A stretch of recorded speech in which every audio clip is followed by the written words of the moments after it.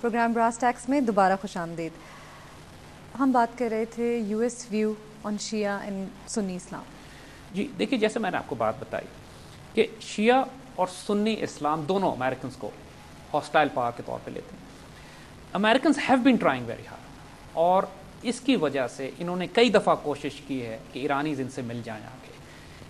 اس کی میں سب سے اچھی مثال جو آپ کو دیتا ہوں، جو جس بات کو سمجھنے کی ضرورت ہے، 1979 پہ چلتے ہیں.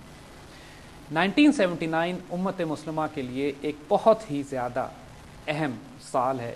ہمارے لیے اس میں کامیابیاں بھی ہیں، ہمارے لیے اس میں تکلیفیں بھی ہیں. ان ایونٹس میں جو اس کے بعد ٹریگر ہوئے، 3 بڑے بڑے ایونٹس ہوتے ہیں. سوویٹ انویژن آف افغانستان ہوتی ہے، سوویت یونین افغانستان میں داخل ہوتا ہے، جس کے نتیجے میں افغان جہاد شروع ہوتا ہے.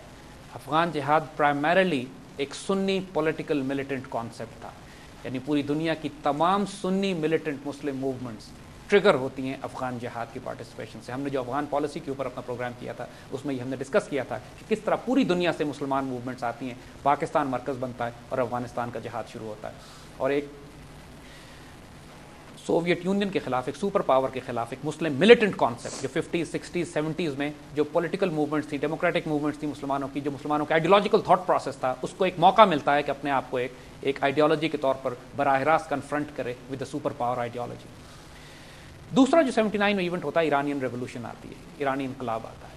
ایرانی انقلاب turns Iran from a pro-American secular state into a very ideological Islamic state of Shia sect. Afghan jihad was primarily of a Sunni sect. Iran revolution was of Shia sect.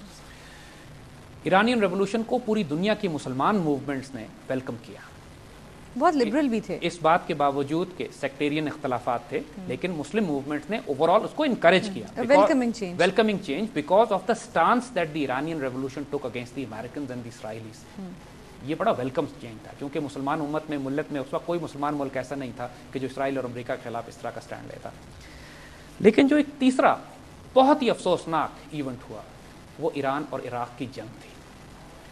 Iran Iraq جنگ کے حوالے سے خاص طور پہ جو بات کرنے کی ہے وہ یہ کہ دیکھیے، دنیا نے اس کو اگر آپ نیشن سٹیٹ کے کانسیپٹ سے دیکھیں تو وہ ایران اور عراق کی جنگ تھی.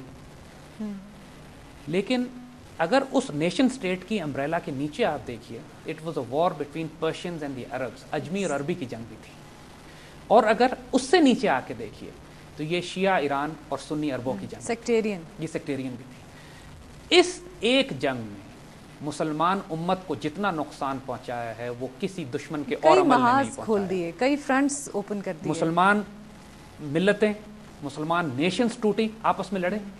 پوری مسلمان امت یا ایک طرف ہو گئی یا ایک طرف ہو گئی. ایران آلموسٹ اکیلا تھا، ایران کے سپورٹ کرنے والے تھوڑے ملک تھے، باقی تقریباً زیادہ ملک جتنے بھی تھے، خصوصاً یہ عرب، دی انٹائر عرب ورلڈ، انہوں نے صدام حسین اور عراق کا ساتھ دیا.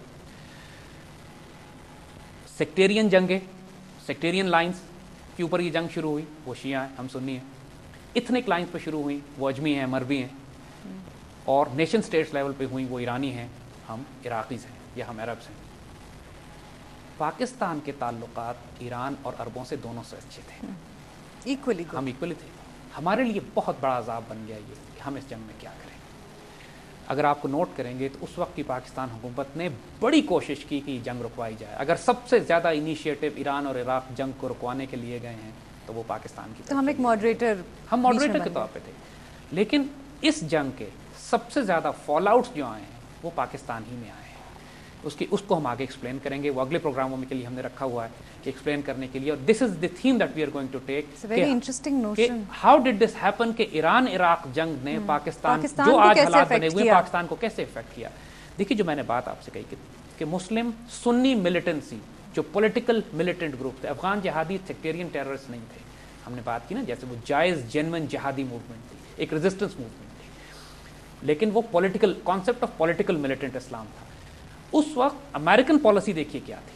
امریکنز چاہے یا نہ چاہیں اس وقت افغان مجاہدین کی مدد کر رہے تھے، کیونکہ افغان مجاہدین سوویٹ سے لڑ رہے تھے. سوویٹ سے لڑ رہے تھے. جنگ ہماری تھی، ہم پاکستان نے پہلے یہ جنگ شروع کی تھی اور ڈیسائیڈ کیا تھا کہ ہم سوویٹس کو افغانستان میں روکیں گے. لیکن Americans had to join in because Soviet Union ان کا دشمن تھا.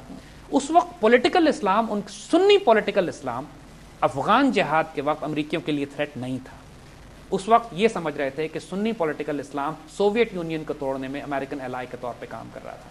اس وقت شیعہ پولیٹیکل اسلام امریکنز کے لیے تھریٹ تھا.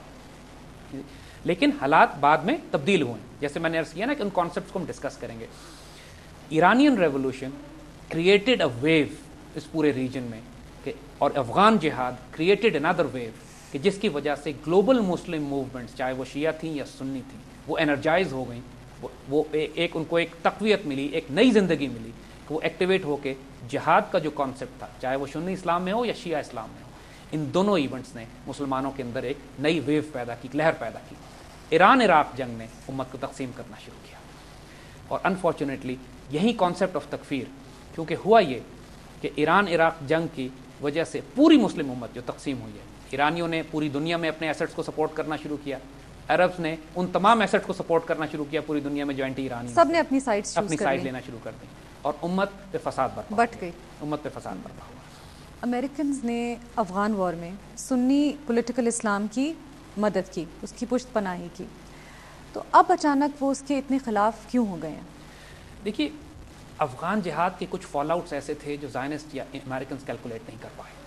ان کا خیال یہ تھا کہ ہم صرف مسلمانوں کو استعمال کریں گے سوویت یونین کو فال کرانے کے لیے, and once that objective was done, آپ دیکھیں گے کہ افغانستان سے انہوں نے ہاتھ اٹھا لیے تھے.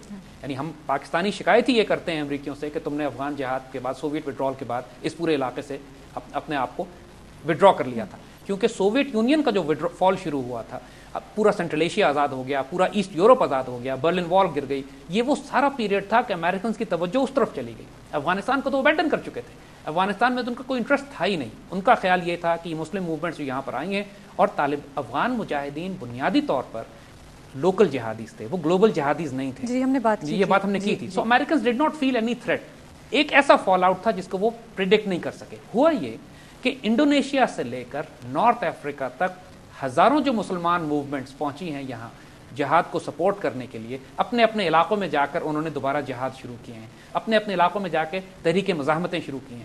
وہ ہم اگلے پروگرام میں ساری تفصیل ڈسکس کریں گے. اگر آپ تاریخیں دیکھنا شروع کریں کہ جو اس کا امپیکٹ ہوا ہے افغان جہاد کا کشمیریوں پہ, فلسطینی انتفاضہ پہ, چیچن ریزسٹنس پہ, الجیرین اسلامک موومنٹ پہ, ایجپٹ کے اخوان المسلمون پہ, ٹرکش اسلامک پارٹی پہ, یعنی it was an in expected fall out. وہ سوچ نہیں سکتے تھے امریکن کہ اس جہادی موومنٹ کو جو یہاں سپورٹ کر رہے ہیں, پوری دنیا میں مسلمان جہاں جہاں غاصب فوجوں کے قبضے میں ہیں یا غاصب حکومتوں کے قبضے میں ہیں, مسلمان بغاوتیں برپا کر کے تحریک آزادی شروع کر دیں گے. اس کانفیڈنس کی وجہ سے جو ایک بڑی سوویت سپر پاور کو ڈسٹرائے کرنے کی وجہ سے مسلمانوں کو حاصل ہوا تھا, یہ امریکنز کے لیے ان ایکسپیکٹڈ تھا.